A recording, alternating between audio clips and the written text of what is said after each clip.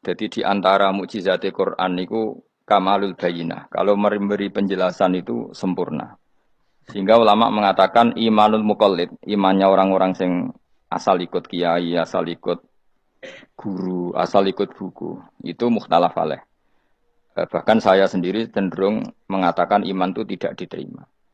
Karena manusia dibekali akal, inginnya Allah itu dengan akal itu dia punya kepermanenan iman, apa? Punya kepermanenan apa? Iman dan dengan itu dia imannya mujma'aleh, mesti diterima oleh Allah Subhanahu wa taala karena binnadzari sahih dengan logika yang benar. Dan logika yang benar itu gampang sekali. Beberapa ulama tentu tahu sekali, bukan sekedar tahu sekali karena itu diajarkan Allah dan Rasul. Misalnya begini, kata Allah, saya kalau baca ayat-ayat ini itu sering nangis karena Allah yang Tuhan itu sebenarnya tidak butuh kita. Saya ulang lagi, Allah yang Tuhan itu tidak butuh kita, juga tidak butuh iman kita. Tapi Allah ingin hambanya itu berakal ya, karena agama itu likaumi yakilun, sehingga berpikirnya benar. Misalnya gini kata Allah, enggak apa-apa, kamu menuhankan selain saya itu enggak apa-apa kata Allah. Enggak apa-apa Yesus kamu katakan Tuhan enggak apa-apa, kamu katakan batu Tuhan enggak apa-apa. Tapi tolong prosedur ya, prosedur atau persyaratan menjadi Tuhan itu kamu lengkapi, yaitu punya prestasi menciptakan langit dan bumi. Kalau tidak semua surun semen kata Allah, sementing urun gitu. Jadi sebetulnya itu kan rasional. Misalnya nggak apa-apa kamu merasa jadi presiden atau gubernur atau jadi wali atau jadi apa. Yang penting prosedurnya penuh. Itu kayak apa Allah baiknya pada kita. Sehingga saya berkali-kali, makanya menurut saya orang alim itu wajib memaklumatkan kalau dirinya alim. Supaya jelas aturan mainnya. Yang dilarang Allah itu kan memaklumatkan alim kemudian ingin hadun nafsi, ingin salami template, dicucuk, dihormati itu kriminal. Itu orang alim gendeng, sudah gendeng sekali. Karena khasnya orang alim itu tentu cari ridhonya Allah, bukan ridhol khalqi, bukan ridhonya apa? Makhluk. Makhluk itu la syai'a, ada siapa-siapa. Dan kita harus baku seperti itu. Kenapa kalau orang alim nggak memaklumatkan kealimannya itu dikatakan salah? Karena fungsi orang alim adalah membawa bayinat, membawa ayat-ayat Allah, bukan kepentingan apa? Pribadi. Makanya Rasulullah nanti duka ngendikan idza zuharatil fitanu wal bid'u falyudhiril alim ilmahu wa illa fa'alaihi la'natullah wal malaikati wan nasi ajmain. Jika zaman akhir banyak bid'ah, banyak kebodohan, maka orang alim wajib menampakkan kealimannya. Jika tidak, maka dia mal'un, dilaknati langit dan bumi. Karena sebetulnya logika tentang Tuhan itu gampang sekali. Saya ulang lagi ya. Saya punya sekian contoh betapa tauhid itu mudah. Jadi kalau ada orang bilang ikhlas itu angel, Gus. Ya dia sendiri goblok karena nggak tahu logika apa.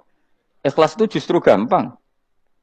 Misalnya kamu ngamal demi manusia, manusia itu umurnya hanya berapa coba? Kan pasti mati. Lalu kalau dia mati tidak berkutik. Bagaimana Anda bersandar sama seseorang yang mati dan tidak berkutik? Sama-sama bersandar sama zat sing al-hayyul qayyum, sama zat yang abadi. Kamu latih terus akal kamu. Misalnya saya punya jamaah banyak, mereka itu kan nggak jelas surganya. Kok harap-harap syafaatnya piye? Soalnya jamaah aku mlebu neraka kabeh. Kan nggak mungkin nyafaati saya. Atau mereka mlebu swarga kabeh, wis do sibuk kelon mbek widadari. Mungkin ya ndak ngurusi saya. Jadi dua kemungkinan itu sama-sama ndak ngurusi saya.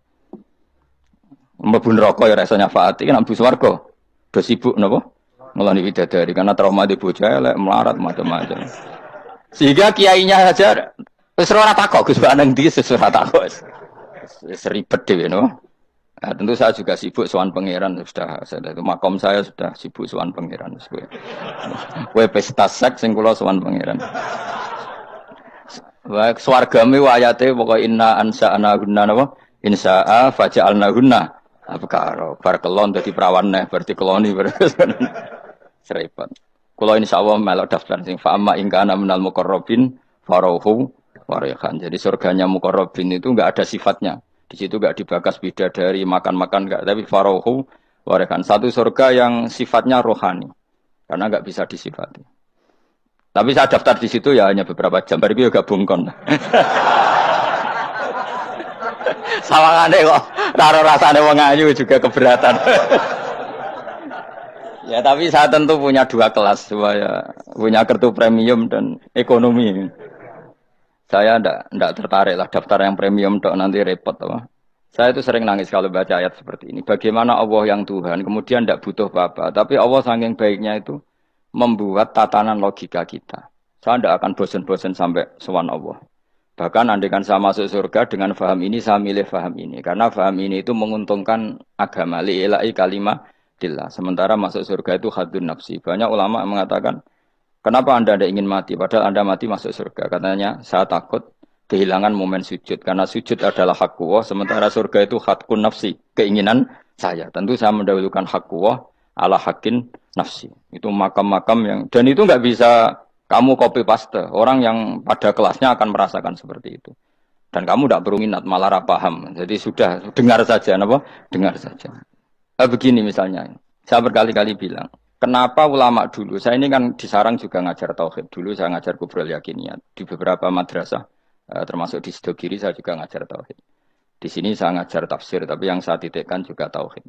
Begini, saya hidup di dunia ini, terutama saya memang ingin menerangkan tauhid, sebagaimana Allah menerangkan. Begini ya, Jubair bin Mut'im, saya tidak bosan-bosan cerita ini. Jubair bin Mut'im itu termasuk dahiyatul Arab, cerdas-cerdasnya orang Arab. Dia ditunjuk sebagai negosiator untuk membebaskan Asra Badrin, tawanan perang Badar yang kalah dan ditawan Rasulullah dan para sahabat. Kemudian harus ditebus dengan uang. Oke, disepakati. Terus singkat cerita, Jubair bin Mut'im itu datang ke Madinah. Dulu karena tidak ada hotel, tidak ada penginapan, ya memang nginepnya orang musyrik itu di masjid. Ya sehingga itu lazim saja. Kamu tidak usah jadi liberal kemudian bilang musyrik boleh di masjid. Ya tidak perlu seperti itu. Kamu juga tidak perlu goblok mengatakan nggak ada ceritanya orang musyrik ngidam di masjid. Karena ya ada tarikhnya seperti itu. Jadi tidak perlu goblok, ya tidak perlu liberal. Paham ya? Kalau kamu bilang, wah nangono wong musyrik oleh ngidam di masjid, kamu liberal. Padahal konteksnya dulu memang nggak ada hotel. Tapi kalau bilang nggak sama sekali juga goblok. Karena sejarahnya pernah ada. Milih goblok apa liberal? Apa milih jelas? Enggak milih aja, ngaco aja. 01 apa 02 apa 00. milih mana? Goblok, liberal, enggak milih. Nah, ketika Jubair bin Mut'im itu datang, delalah Nabi itu sholat maghrib ngimami. Nabi baca surat Wattur wa kitabim mastur fi rabbim mansur wal baitil ma'mur. Kemudian di pertengahan surat At-Tur itu kan ada ayat yang menurut saya itu sangat bagus.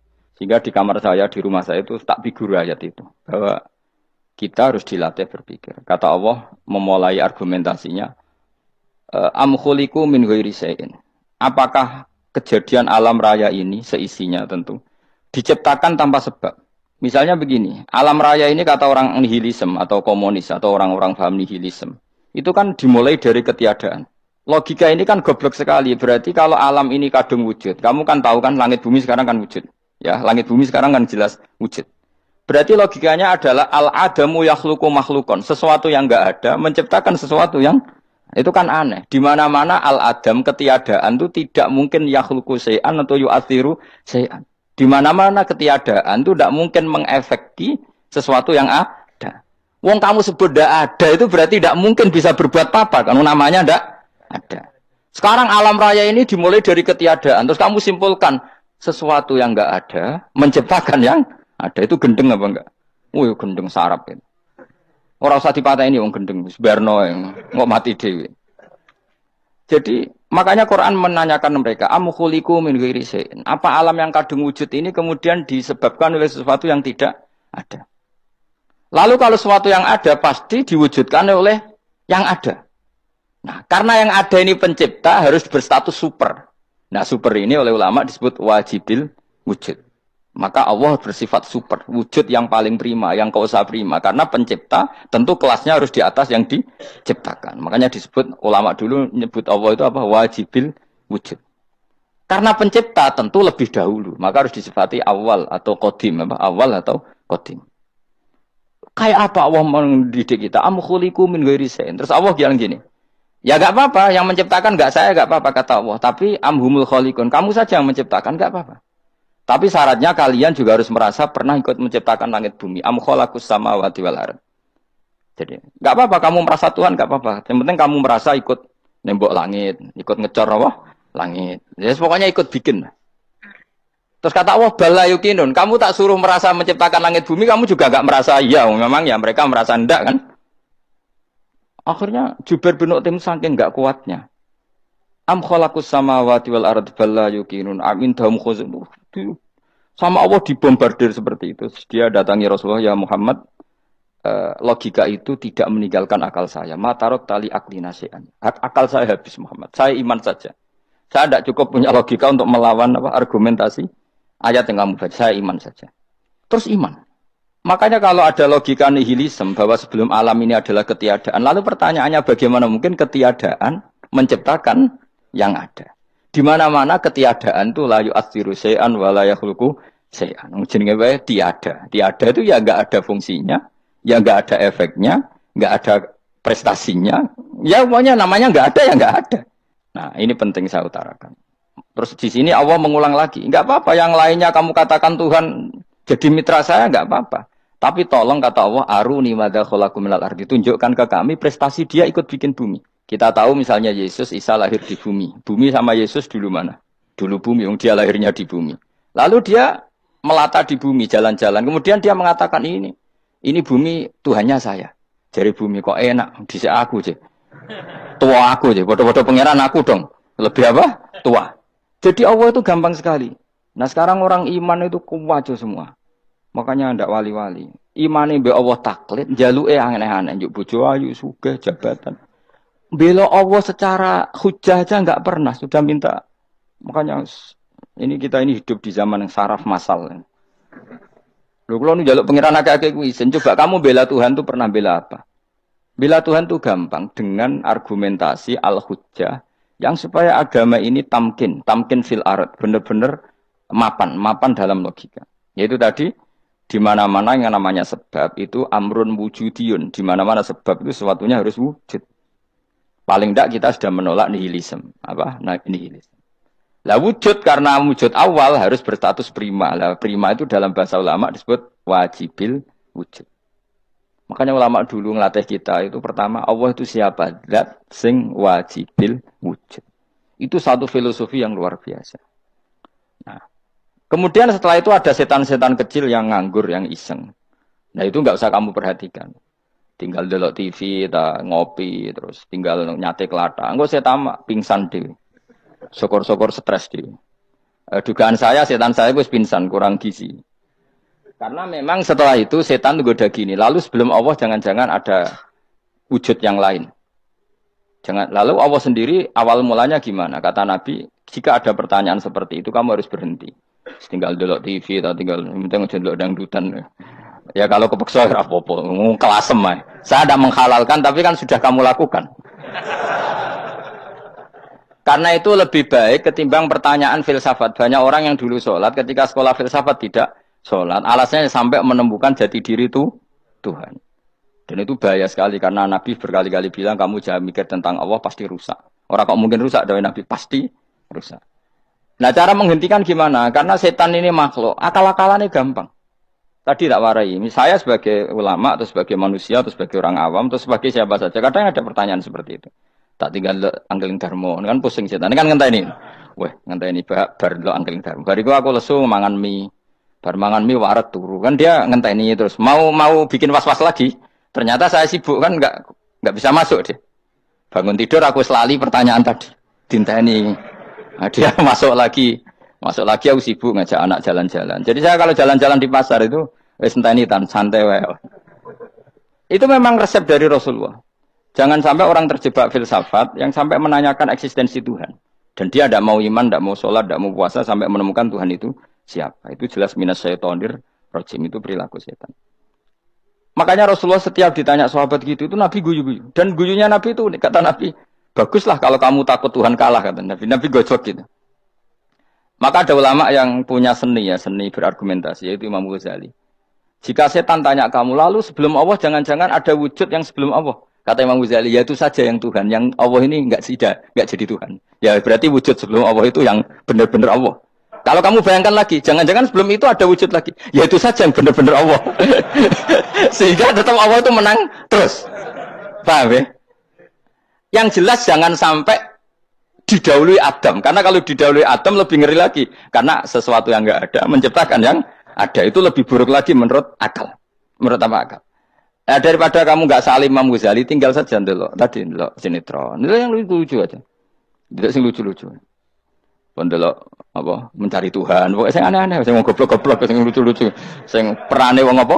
Lha saya sering diprotes saya. Gus Salim jenengan kok sering delok sinetron sing ana dialog wong goblok-goblok. Wong goblok ku menarik cara kula. Apa ya? Cara pandang itu di luar dugaan saya karena kula berkali-kali loh kalah wong goblok. Jadi makanya ini tak cerita nih beberapa kali ini jari Gus Pak cerdas berkali-kali kalah wong goblok. Ada seorang santri itu ingin dibelikan bapaknya itu sepeda motor. Bapaknya wong desa, senengane ngrumat sapi wedhus. Menurut saya ya orang tuanya itu mampu lah, sangat mampu untuk beli itu. Pak buat ditukokno mawon wong sepeda motor.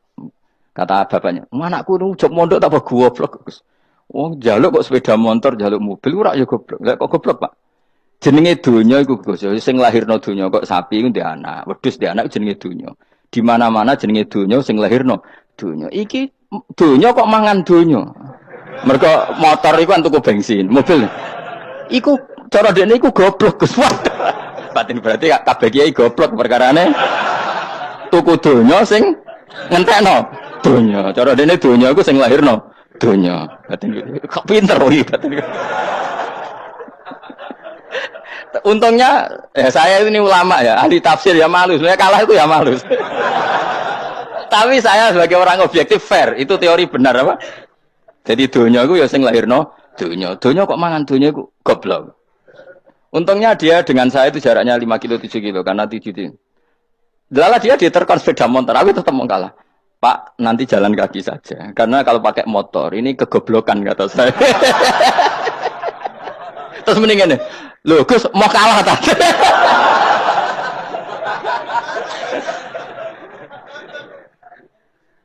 Wah kacau. Singkat cerita dia bersikeras, nggak mau beliin sepeda motor anaknya karena di mana-mana dunia gue sing lahirno dunia, nggak boleh dunia kok mangan. Ini satu kegoblokan yang agak ilmiah tadi.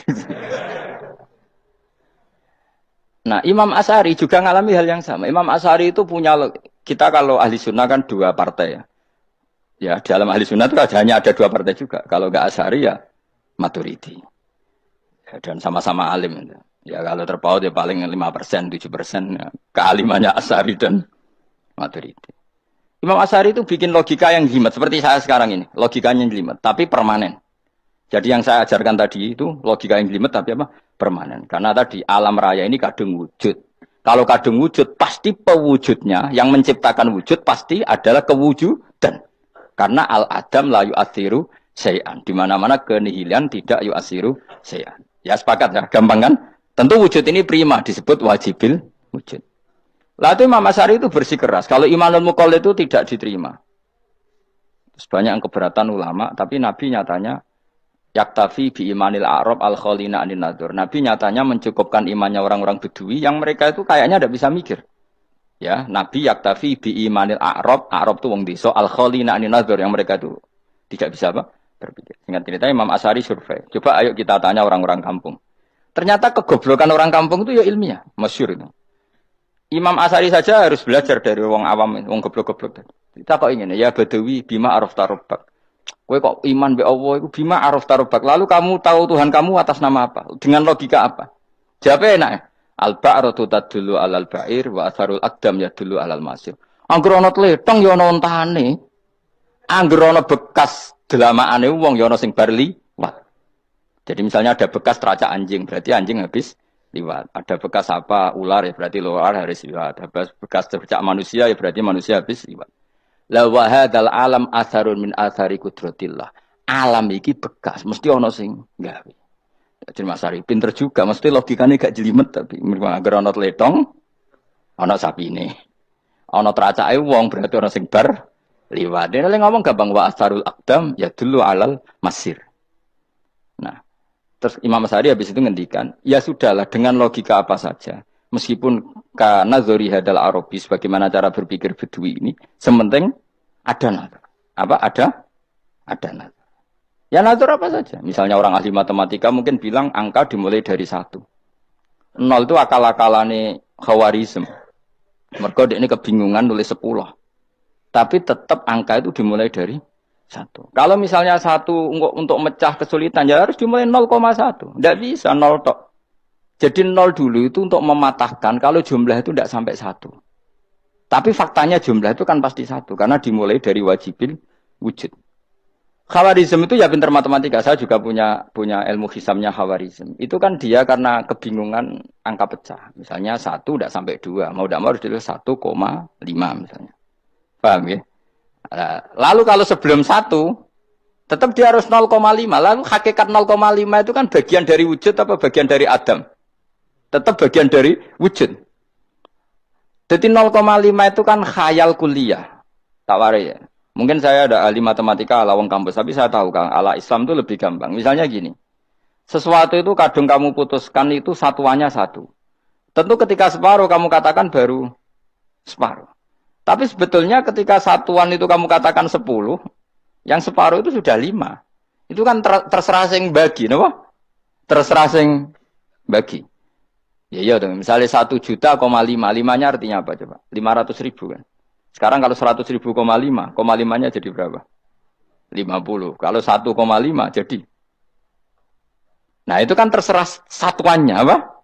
Tapi tetap dari 0,5 itu tetap menunjuk sesuatu yang wujud. Yaitu 5-nya sebetulnya apa? 5 yang separuh tadi. Paham sih kalau maksud? Tetap nggak bisa sesuatu dimulai dari apa? 0. Nah, makanya kata Abdul Hamid Khan kalau dalam mendidik tauhid, itu gampang saja tadi. Alam raya ini kadung maujud, kalau kadung maujud pasti disebabkan oleh sesuatu yang wujud.